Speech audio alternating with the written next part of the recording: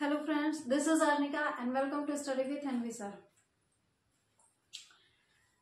आज की सीरीज में हमारा जो क्लास है वो क्या है, आवेशी संधारित्र की स्थितिज ऊर्जा। यानी कि संधारित्र हम पढ़ चुके हैं क्या होता है, स्थितिज ऊर्जा भी हमको पता है क्या होता है कि किसी भी वस्तु की जो स्थितिज ऊर्जा होती है वो उसमें संचित होती है। स्थितिज ऊर्जा मतलब उसमें स्थिर रूप में संचित रहेगी। तो अगर संधारित्र की स्थितिज ऊर्जा की बात हो रही है तो इसका मतलब कि जब किसी संधारित्र को आवेशित किया जाता है तो उसमें कुछ ऊर्जा क्या होती है, संचित होती है। उसी ऊर्जा को हम लोग क्या कहते हैं, स्थितिज ऊर्जा कहते हैं। तो अगर स्थितिज ऊर्जा कहते हैं तो इसका मान कितना होता है, तो वही हमको देखना है कि संधारित्र की जो स्थितिज ऊर्जा होती है उसका मान कितना होता है। ठीक है, तो इसके लिए हमको क्या करना है, हमने मान लेते हैं ये हमने एक्स अक्ष बना दिया और ये बना दिया वाई अक्ष। ठीक है, और ये एक्स अक्ष और वाई अक्ष आपस में कहाँ पे मिलते हैं, बिंदु ओ पे मिलते हैं। ये एक्स अक्ष हो गया, भाई हम सबको पता है ये एक्स अक्ष होता है और ये वाई अक्ष होता है। दोनों जहां पे एक दूसरे को काटते हैं वो क्या है, मान लेते हैं बिंदु ओ है। ऊपर हमने क्या ले लिया, आवेश की बात कर ली, और यहाँ पे हमने एक्स अक्ष पे क्या ले लिया, विभवांतर। वाई अक्ष पे हमने आवेश को स्थित करा है और एक्स अक्ष पे हमने विभवांतर को स्थित किया है। अब यहाँ पे हमको विभवांतर और आवेश में क्या देखना है, ग्राफ देखना है कि हमको किस तरह का ग्राफ मिलता है। तो हम सबको पता है कि जो हमारा आवेश होता है वो विभवांतर के समानुपाती होता है। यानी कि अगर आवेश का मान बढ़ेगा तो विभवांतर बढ़ेगा, नो डाउट। तो अगर मान लेते हैं, ये मान लेते हैं यहाँ पे ये हमारा हो गया विभवांतर, 1 पॉइंट 2 पॉइंट ऐसे इस पे क्या होते हैं, कुछ पॉइंट्स बने होते हैं। यहाँ पे हमारा आवेश और यहाँ पे है विभवांतर। तो जितना हमारा आवेश बढ़ेगा विभवांतर भी उतना ही बढ़ेगा। तो मान लेते हैं कि आवेश हमने बना दिया, हम पहुंच गए 1 पे, तो हमारा विभवांतर भी तो 1 पे पहुंचेगा। यानी कि ये जो हमको मिलेगा ग्राफ, वो लाइन हमारी धारिता की कहाँ पे मिलेगी, यहाँ पे। ठीक है, इसी तरीके से अगर मान लेते हैं आवेश को हमने 2 कर दिया है तो विभव भी 2 हो जाएगा। यानी कि तब धारिता हमारी कितनी मिल जाएगी, तब इन दोनों विभव और आवेश के बीच का ग्राफ कितना मिलेगा, ये होगा।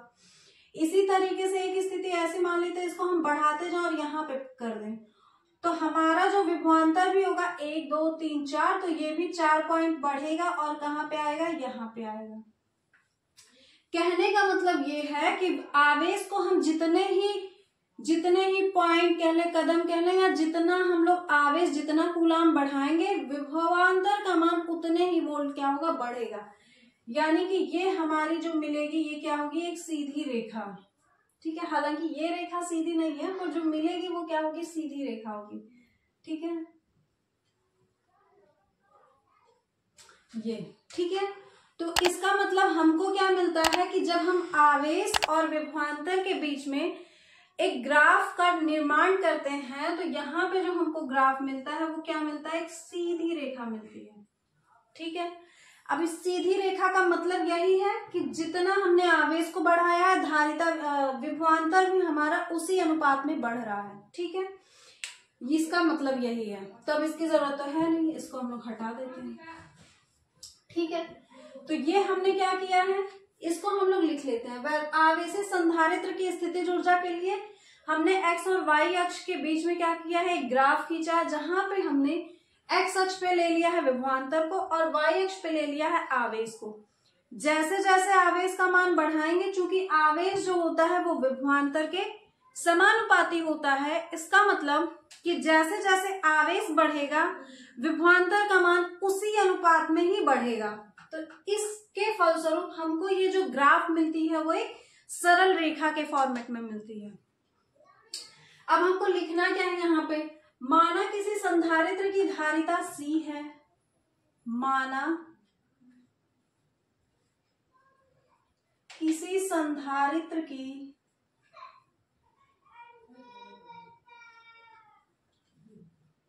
धारिता C है। ठीक है, माना किसी संधारित्र की धारिता C है, इसे Q आवेश देने पर मतलब संधारित्र को Q आवेश देने पर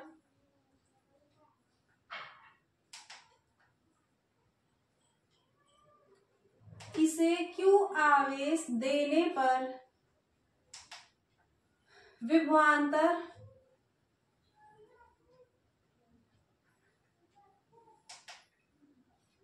इसका विभवांतर V हो जाता है।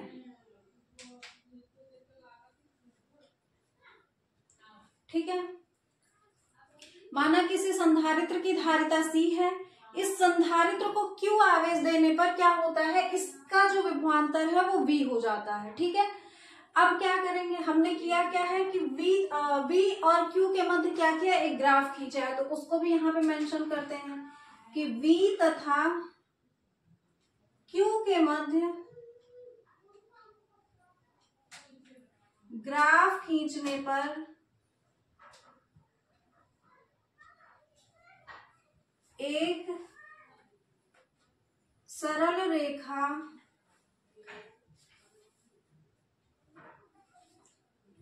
प्राप्त होती है। ठीक, एक सरल रेखा प्राप्त होती है। ये हम क्या करेंगे, इतना हमको लिखना है कि क्या है कि मान लेते हैं किसी संधारित्र की धारिता C है, जो कि हम हर जगह मानेंगे। इस संधारित्र को Q आवेश देने पर इसका जो विभवांतर है वो V हो जाता है। और उसके बाद जो ही क्या करेंगे हम, अगर Q और V के मध्य एक ग्राफ खींचते हैं तो वो ग्राफ हमको एक सीधी यानी कि सरल रेखा प्राप्त होती है। ठीक है, अब क्या करेंगे, अब हमको स्थितिज ऊर्जा निकालना है, तो स्थितिज ऊर्जा क्या करेंगे, पहले हम क्या करते हैं, यहाँ पे एक बना लेते हैं त्रिभुज, मान लेते हैं हम इसको ऐसे मिला दिए, और ये हमारा हो गया A और ये हो गया हमारा B। ठीक है, यहाँ पे ये बन रहा है समकोण। ठीक है, ये हमारा बन गया एक समकोण त्रिभुज, जो कि त्रिभुज क्या है, OBA है। ठीक है, OBA है। तो हम यहाँ पे पहले देख लेते हैं कि हमने जो अक्ष पे त्रिभुज बनाया है उस त्रिभुज का क्षेत्रफल कितना है। तो लिखेंगे त्रिभुज अक्ष पर बने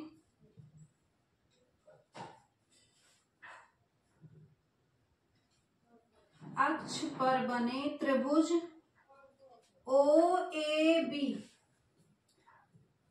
का क्षेत्रफल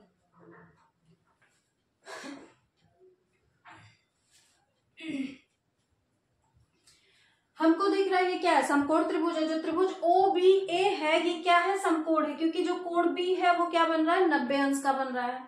तो समकोण त्रिभुज का क्षेत्रफल का फॉर्मूला क्या होता है, 1/2 आधार गुणे ऊंचाई, या 1/2 आधार गुणे लंब कह लें, मतलब लंब गुणे आधार बटा 2 भी कह सकते हैं, बात तो सभी एक ही है।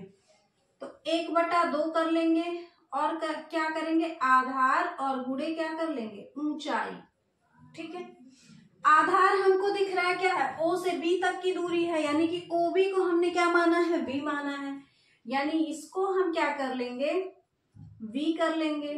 और ऊंचाई यहाँ पे हमने किसको माना है, O और Y है, यानी Y अक्ष को हमने माना है ऊंचाई। तो अगर ये दूरी Q है तो ये भी दूरी क्या होगी, Q होगी, यानी कि यहाँ पे क्या हो जाएगा, V × Q हो जाएगा। ठीक है, हमने क्या किया, अक्ष पे जो त्रिभुज का निर्माण किया उसका हमने क्षेत्रफल निकाला है। चूंकि ये त्रिभुज समकोण त्रिभुज है तो समकोण त्रिभुज का फार्मूला हमको पता है कि 1/2 गुणे आधार गुणे ऊंचाई होता है, उसी से हमने निकाला 1/2 V × Q। ठीक, अब क्या होगा, जो यही त्रिभुज का क्षेत्रफल होगा यही वैद्युत स्थितिज ऊर्जा होगी। ठीक है, तो हम यहाँ पे कह सकते हैं कि वैद्युत स्थितिज ऊर्जा यानी कि संधारित्र की स्थितिज ऊर्जा, संधारित्र की स्थितिज ऊर्जा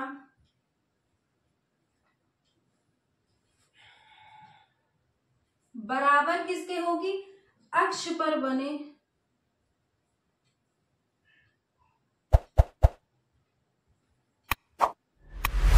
त्रिभुज के क्षेत्रफल के।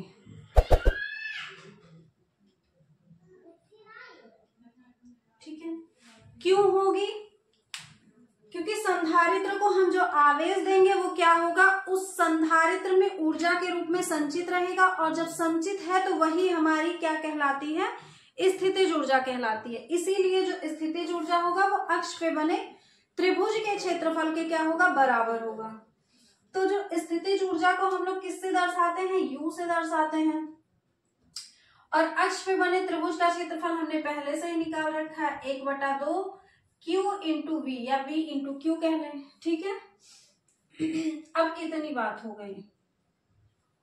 अब इसको हम लोग क्या कह लेंगे, चूंकि हमको पता है कि Q बराबर क्या होता है, यहां से जब हम लोग इसका चिन्ह क्या कहते हैं, अनुक्रमानुपाती का चिन्ह जब हटाते हैं तो यहाँ पे एक स्थिरांक आता है C, यानी Q बराबर क्या होता है, CV होता है। तो यहाँ पे हम कर सकते हैं U बराबर 1/2 Q की जगह पे क्या रखेंगे, C इंटू वी रख देंगे, और एक V पहले से है तो वो भी रहेगा, यानी 1/2 CV स्क्वायर। ये हमारी आ गई क्या, स्थितिज ऊर्जा, ठीक है। स्थितिज ऊर्जा का मान कितना है, 1/2 CV स्क्वायर आया। अब इसके और भी तरीके हो सकते हैं, और भी तरीका क्या हो सकता है, अगर हम यहाँ से विभव का मान निकालें तो वो क्या हो जाएगा, Q/C। विभव बराबर क्या हो जाएगा, Q/C। तो यहां से विभव को हम लोग क्या लिख सकते हैं, Q/C। तो जब स्क्वायर है तो Q/C स्क्वायर हो जाएगा, एक C से एक C क्या हो जाएगा, खत्म, यानी कि U बराबर आएगा 1/2 Q²/C, या इसको हम लोग क्या कह सकते हैं, Q²/2C, ठीक है। इसको हम लोग क्या कह सकते हैं, U बराबर Q²/2C। अगर आवेश दिया हो और धारिता दिया हो तो स्थितिज ऊर्जा का मान हम लोग इसी फॉर्मूले से निकालेंगे, और अगर धारिता और विभवांतर दिया हो तो 1/2 CV² से निकालेंगे।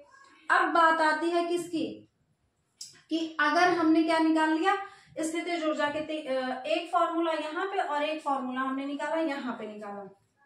अब मान लेते हैं हमने V का मान रख दिया है एक जगह, और एक जगह किसका मान रख दिया है, Q का। अब अगर हम C का मान रखें, यहां से अगर हम C का मान निकालते हैं तो Q/V हो जाएगा, होगा ना। यहां से अगर C का मान निकालेंगे तो V यहाँ नीचे जाएगा, यानी Q/V हो जाएगा। तब जो U बराबर आएगा वो 1/2 Q²/C की जगह पे क्या रखेंगे, Q/V।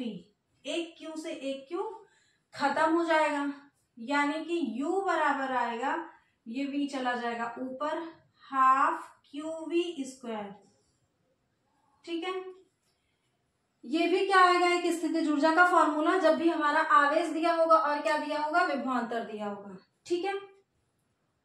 तो ये था हमारा कि आवेशी संधारित्र में क्या है, संचित जो ऊर्जा है उसी को हम लोग स्थितिज ऊर्जा कहते हैं, यानी कि जो संधारित्र को हम आवेशित करते हैं तो स्थितिज ऊर्जा का मान कितना होता है, ये अलग अलग होता है, ठीक है।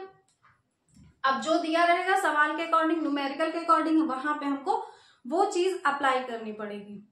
तो उम्मीद करते हैं क्लास आपको समझ में आई होगी, और हंसते रहिए, मुस्कुराते रहिए, अपना ख्याल रखिए। मिलते हैं नेक्स्ट वीडियो में किसी और अगले टॉपिक के साथ में। Thank you. यदि वीडियो आपको पसंद आया तो लाइक करें, अपने दोस्तों के साथ शेयर करें, हमारे इस चैनल को सब्सक्राइब करके बेल आइकन को प्रेस कर लें, ताकि आगे आने वाली वीडियो का नोटिफिकेशन आपको मिल सके। वीडियो से संबंधित अपने विचार को कमेंट बॉक्स में लिखें। आज की ये वीडियो देखने के लिए, हमारे इस चैनल से जुड़ने के लिए आपका धन्यवाद।